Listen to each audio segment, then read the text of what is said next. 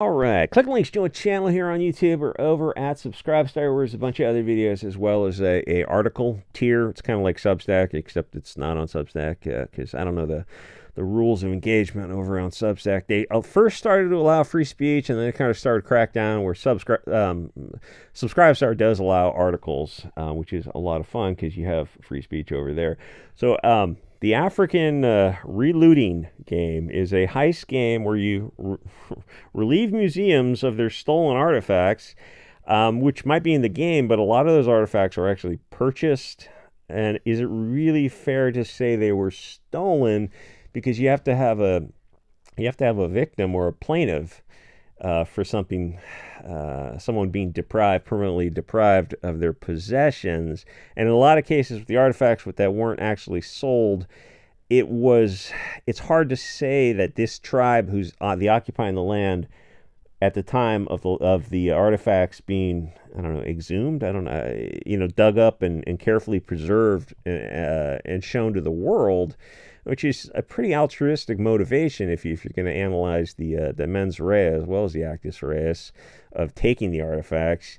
It's hard to say that this tribe was the one who was deprived of their properties. Like, is it even their direct ancestors? Like, you get the idea. It kind of gets complicated the older the artifacts get.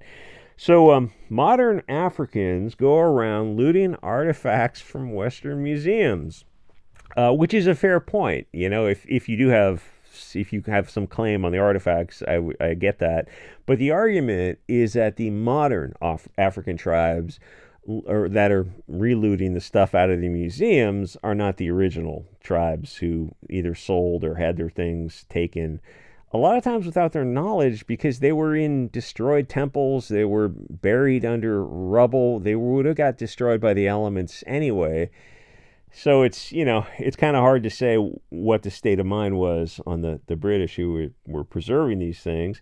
And what usually happens when artifacts are demanded back, as they occasionally are when people get a bug up their ass, is they get sold immediately to private investors by the government, and they don't go to an African museum, which there's not a whole lot of safe museums in Africa because, it's the third world. It takes money to build museums, and it takes more money to have security guards and security who are just going to get bribed as fast as Epstein guards to look the other way. So the stuff just gets sold. Or it gets stolen, with bribed guards, or when Islamic groups ebb and flow in power, as they do, they just destroy the artworks because it's an affront to their religion. And don't get on your high horse, because Christians have occasionally done that as well in the past, where they've wiped out statues, the faces of statues, and put a cross on them. It's like, oh, that is such an L. That is such an L. But unfortunately, ISIS and those other Islamic groups are doing it currently on camera. So your argument is, should the museum protect the artifacts from the people who are unable to take care of them? If some artifact is 8,000 years old, does it really bear any relation to the current occupiers of the land? Is it their right to take it back and then let ISIS destroy it? Or some African mask that say it's much younger, but at the time the tribe sold it and they didn't care about it too much, but now 100 years later they want it back so they could sell it again or let it get destroyed. Or the thing is, third world people don't really have a good track record of taking care of museums. ISIS is on video destroying priceless, one-of-a-kind works of art that should be around for future generations to enjoy, and they proudly destroy these things, and the government there lets them because the government and the people are too weak, or they just don't care enough to stop them. So you have to say, like, well, we live in a society where no borders, man, no borders. Okay, you really believe in no borders, then it's like those artworks aren't those people because there are no borders. It's not their artwork, it's the British's. It belongs to the British because they're the ones who want to take care of them, and then the third world people want to destroy them. So if you really don't believe in borders, you kind of have a counter argument that way.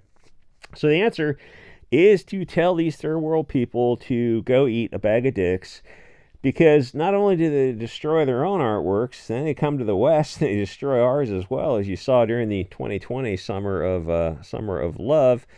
But they have this bizarre power fantasy of before First World Contact, they were living in peace and harmony in Wakanda, except they weren't. They were cannibalizing each other and taking slaves, including sex slaves. And the American Indians did a thing where they took sex slaves and they cut the Achilles heel of one of the ankles so she couldn't run away. Like, oh, that's incredibly brutal. Another thing they did was they cut the nose off of women if they were cheating. Cut your nose to spite your face.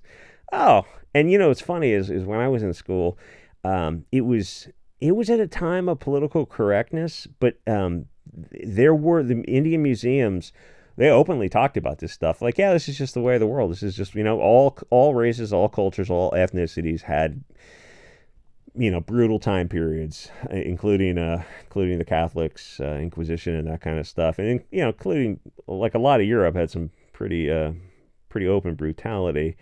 But the thing is, people only focus on Europeans right now, and you got to turn that mirror around and go, hey, hold on a minute, this is what your tribe does as well, including, and obviously the big difference is ISIS is doing it currently. So their fantasies about, there's someone on Twitter said something like, tribes didn't know struggle snuggle before First World Contact, and you go, they openly have a history of taking sex slaves and torturing them into being submissive, compliant wives. Oh, don't let reality intrude in my Wakandian fantasy. Anyway, so Epic comes out with this game to cause more endless arguments. This is a big part of this big globalist thing, is foment discord, racial conflict as much as possible to cause these kind of distractions to keep people from focusing on bigger issues, to cause arguments about the British Museum and third world people in Britain. And the reason we're here is because people are trying to be nice, and so they end up lying. That's what being nice is lying, and that has to come to an end. You're gonna have to be brutally honest, and you are seeing more people be brutally honest. Who was that girl in the park, that blonde woman who just had enough for that day? And other people are having this kind of awakening, not exactly come to Jesus moments, more like come to Mars or Aries moments. You got to just tell these people they're kind of acting like children who are not mature enough to take care of their toys, which I don't know if that's a bridge too far for YouTube. The other fatal flaw is in the globalist propaganda game is it's full of diversity, which people are not on board with. Afrofuturism. So you're wearing a spacesuit, but you have I don't know what kind of earrings. Those are concentric earrings. As a kind of this is it's so stupid. Absolutely so. It's Wakanda. Yeah, Jack Kirby and Stan Lee's comic book in the 60s, I think. Great. I love Kirby's what do you call that busy tech art he does in the background where he doesn't have a science degree, so he doesn't know what he's doing. It's just like it's I don't know what they call it. It's like the Millennium Falcon, which is created by people without engineering degrees. But to be fair, how do you make a spaceship that looks like that, because it doesn't exist? So they just put a bunch of surface debris stuff. It looks like pumps and hoses and hemispheres and pipes and things on the surface of the Millennium Falcon, as opposed to just making it smooth. It makes it look kind of I don't know, it gives it verisimilitude and weathered and beat up. And that's what Kirby was good at with his backgrounds, were just very busy, big machines and things that didn't necessarily make sense, but it didn't have to. And comics used to be so much fun. Anyway, so diversity is not a big seller anymore. People have not been buying diversity, whether it's video games. What was there's like 2 video games that just came out and bombed because there's a lecture on pronouns where some girl correctly pronouns somebody, and so she does push-ups or something. If that was me, I'd just be like, oh no, I'm not gonna, they pulled a MacGuffin, you gotta do push-ups to make up for it. Like, oh, I didn't actually make a mistake, I used the correct pronouns. Oh no, but her, you understand, her preferred pronouns are this. Oh yeah, but that's not real, I used the correct pronouns, so I'm not going to be doing any push-ups. It's like, oh, where do we go from here? We need to compel you to speak. It's like, I'm not a slave, so I'm just gonna speak the truth. Um, People are not into diverse video games or movies. You can look the past 5 years of movies, whether diversity or girl power, both have been massive, massive failures, which is sweet to watch. This looks like another. Was it Dustborn? Was that the other game? Dustborn and I forget the other, like Dragon Age or something. These people always whine about colonization, yet they ignore the biggest colonizers of all time, the Islamic colonization and the Arab slave trade, where they traded 1 million Europeans, and like that never gets mentioned for some reason. And they took over like I don't know, a good chunk of North Africa, the Middle East, the Stani regions, the whole Byzantine, Southern Europe, Eastern Europe, and now they're saying that the Jews colonized. They're mad about the Israelis colonizing. They go, oh, they're European colonizers. Like, well, no, they're a mix of Turkish and a bunch of other stuff. But they're saying that, oh, they're colonizers. Well, you're saying they colonized what the Muslims colonized because they were pagan tribes there before Islamic colonization. Oh, no one's ever said this. Well, I mean, because it's time to. I troll the left about Israel like all the time, or in America with Indians, where it's just the Ewoks conquered the Wookiees, who conquered the. You get the idea. There was a scene in Dances with Wolves where the guy is a massive, flaming liberal. What's the guy's name? I almost said Mel Gibson, but it's not Saint Mel Gibson, who's a bass Chad. It's that other guy. I don't want to say Denzel Washington, but I think he's black. Whoever's in Dances with Wolves, it was the one base scene in the movie where it's going, yeah, the Indian tribes just routinely slaughtered each other when they weren't torturing each other to death and taking sex slaves. Oh, I guess you're right. So that's the rules of the game for conquest in the New World, or the world all over, is conquest by violence.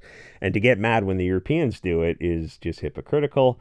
Or the Aztecs, who specialized in sacrificing children to their demons, and they built the pyramids and blood altars and fountains, and they specialized in children, to where the blood would run down like in an Indiana Jones movie, which offended people back in the 80s with the Temple of Doom.